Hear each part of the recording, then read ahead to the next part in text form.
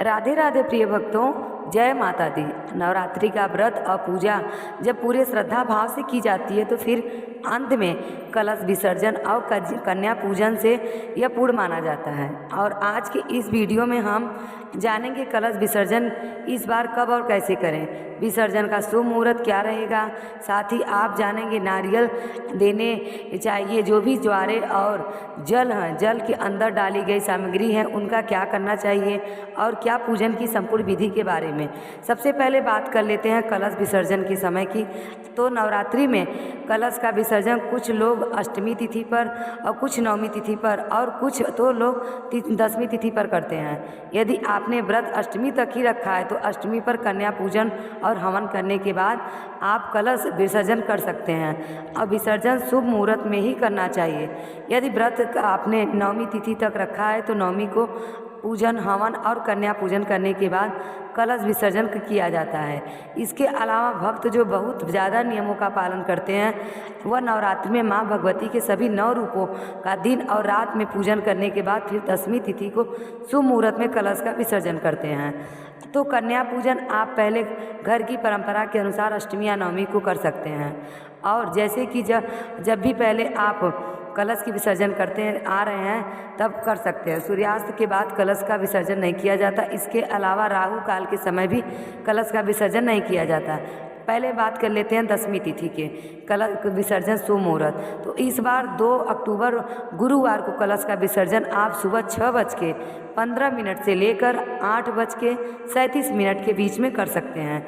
यदि इस समय आप कलश का विसर्जन नहीं कर पाते हैं तो फिर 2 अक्टूबर को राहु काल का जो समय होगा वह 1:30 से लेकर 3 बजे तक रहेगा। इस समय को छोड़कर शाम को 6:09 से पहले दिन भर कभी भी विसर्जन कर सकते हैं। और अगर आप इस बार शारदीय नवरात्र 30 सितंबर को मंगलवार को विसर्जन करना चाहते हैं तो इस दिन सूर्योदय होगा सुबह 6:22 पर। इस समय के बाद से आप पूरा दिन शाम को सूर्यास्त से पहले यानी 6:11 को शाम से पहले विसर्जन कर सकते हैं। लेकिन दोपहर में 3 बजे से 4:30 बजे तक राहु काल रहेगा, इस समय विसर्जन ना करें। इसके अलावा 1 अक्टूबर दिन बुधवार को राहु काल दोपहर 12 बजे से 1:30 तक रहेगा, इस समय विसर्जन ना करें। बाकी समय तक आप कर सकते हैं।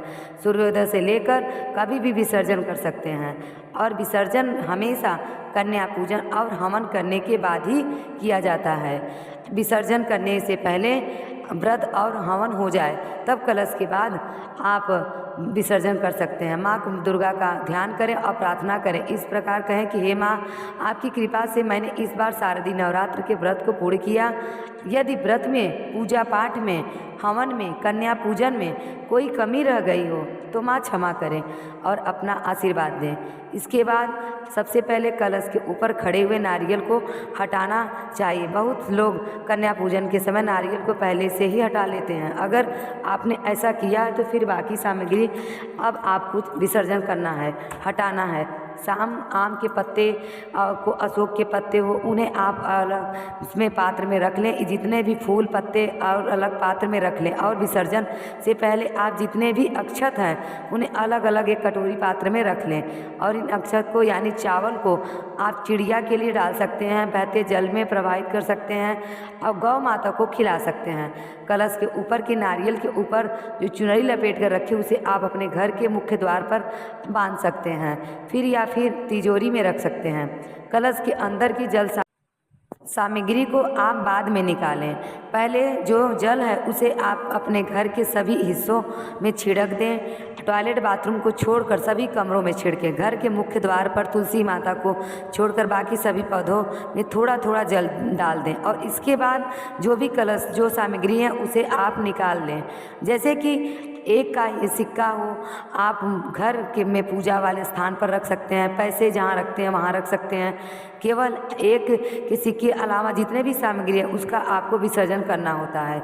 यदि आपने पंचरत्न तत्व डाले हैं तो उन्हें निकाल कर आप वापस में पूजा में प्रयोग कर सकते हैं। अगर आपने कलश स्थापना करते समय धातु का कलश इस्तेमाल किया है तब तो उसमें जल बचा होगा उसका विसर्जन किया जाता है। लेकिन यदि आपने मिट्टी का कलश स्थापित किया है तो हो सकता है अब तक जल सूख गया हो, बिल्कुल नहीं बचा हो या थोड़ा बहुत बचा हो, तो फिर जल है उसमें छिड़काव करने के बाद जो बचा हुआ जल है उसे बाकी पौधों में डाल सकते हैं।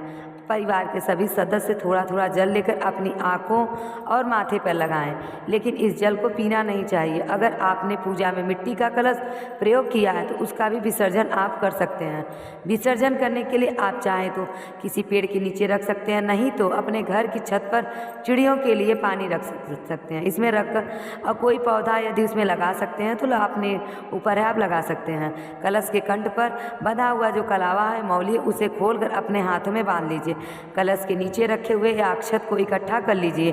इस प्रकार सबसे पहले हम कलश और कलश में जो डाली हुई सामग्री है उनका विसर्जन करते हैं, उन्हें चौकी पर से हटाते हैं। कलश के अंदर भी अपने हल्दी, गांठ, लौंग का जोड़ा, सुपारी, इलायची इसका विसर्जन किया जाता है। और विसर्जन आप अपने घर में ही कर सकते हैं, पौधे या मिट्टी के गमले में दबा दें, ज़्यादा अच्छा रहेगा। और भूमि विसर्जन करना ज़्यादा सही रहता है। विसर्जन करते समय पर्यावरण का भी ध्यान रखें और पर्यावरण को दूषित होने से बचाएं। ध्यान रखें विसर्जन श्रद्धा और शुद्धता से होना चाहिए। अधिकतर लोग वैसे तो कन्या पूजन के समय नारियल को तोड़कर प्रसाद रूप बांटते हैं, खुद भी खा लेते हैं। जो लोग ऐसा नहीं करते हैं वो कलश के ऊपर रखे हुए नारियल को या तो जल में प्रवाहित कर सकते हैं, बहते हुए जल में, फिर आसपास किसी भी देवी मंदिर में रखकर आ सकते हैं। अगर आपने कलश की स्थापना के साथ साथ ज्वारे भी बोए हैं तो अब आप कलश हटाने के बाद भी ज्वारे हैं उन्हें आप इकट्ठा कर लें, मिट्टी में निकाल कर रख लें, मिट्टी अलग कर लें और उन्हें आप थोड़ा थोड़ा सा परिवार के सभी सदस्यों को प्रसाद रूप दे दें। इसका सेवन किया जाता है। बाकी बचे हुए ज्वारों को आप गौशाला में देकर आ सकते हैं या गौ माता को खिला सकते हैं। अगर आसपास गौशाला ना हो, गाय को खिलाना संभव ना हो तो अपने ही घर में जो क्यारी पौधे आदि है वहाँ आप उनका विसर्जन कर सकते हैं। अगर अपने नवग्रह बनाए हैं, नवग्रह की स्थापना की है तो सुपारी के रूप में नवग्रह स्थापित किए हैं तो जितने भी सुपारी हैं, लौंग आदि अक्षत हैं, उन सभी का विसर्जन किया जाता है। किसी भी ऐसी सामग्री का वापस से पूजा में प्रयोग में ना लाएं जिनका विसर्जन किया जाता है। खास तौर पर मिट्टी के जितने भी पात्र हैं जैसे दिए, कलश आदि, अक्षत, लौंग, सुपारी, इलायची आदि, अगर आपने हर दिन नियम से माता रानी को पान का भोग लगाया है और पान वैसे ही तो प्रसाद रूप में ग्रहण कर लिया जाता है। हर दिन माता रानी को अर्पित करने के बाद पान के पत्ते को आप या तो परिवार के सदस्य को दे दें और नहीं तो गौ माता को खिला सकते हैं या पानी में विसर्जन कर सकते हैं। अगर आपने 9 दिन तक लगातार भोग पान, सुपारी, इलायची का है तो वो रखा हुआ है तो आपने भी विसर्जन कर देना चाहिए। जितने भी सुपारी, लौंग है उनका इस्तेमाल, उनका प्रयोग प्रसाद रूप में आप घर में भी कर सकते हैं, फिर या बहते हुए जल में प्रवाहित कर सकते हैं। दोनों में आपके लिए जैसी सुविधा हो उसके अनुसार आप कर सकते हैं। इस प्रकार से ज्वारे हटाने के बाद जो बची हुई मिट्टी होती है उसे आप वापस से पौधे में डाल दें। अपने घर में ही जो पात्र हैं विसर्जन आप कर सकते हैं, नहीं तो उसे भी छत पर चिड़िया के लिए, गौशाला आदि के लिए आने जाने वाले पशु पक्षी यानी उस पर उनके लिए खाना रखने में काम में आने के लिए कर सकते हैं। और इसके बाद आपको चौकी पर से माँ भगवती की प्रतिमा हटानी होती है। और ध्यान रखिए कलश विसर्जन करने से पहले आप कन्या पूजन अवश्य करें। कन्या पूजन 1, 5 से 7 या 9 जितनी भी संख्या आपके लिए सुविधा हो आप कर लें, उतना संख्या कर लें। इसके बाद आपके कलश विसर्जन करना चाहिए। कलश विसर्जन करने से पहले माँ भगवती का विधि विधान से पूजन करें, उनका श्रृंगार करें और उनसे प्रसाद रूप में श्रृंगार की सामग्री लें और फिर उन्हें धूमधाम से उसी श्रद्धा के साथ विदा कर दें।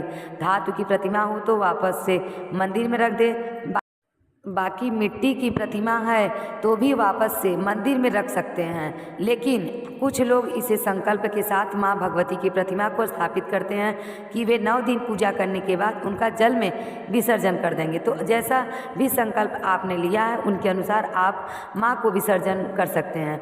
अब वह कर सकते हैं। कलश विसर्जन के बाद भी उस जगह पर आपको दीपक जला कर रखना चाहिए जिस जगह पर आपने 9 दिन माता की चौकी स्थापित करके पूजा की चाहिए। अखंड ज्योति यदि आपने जलाया हुआ है तो उस दिन आप विसर्जन कर रहे हो तो उस दिन सुबह पूजा करने के बाद फिर उसमें घी या तेल डालना बंद कर देना चाहिए और दीपक को अपने आप शांत होने देना चाहिए।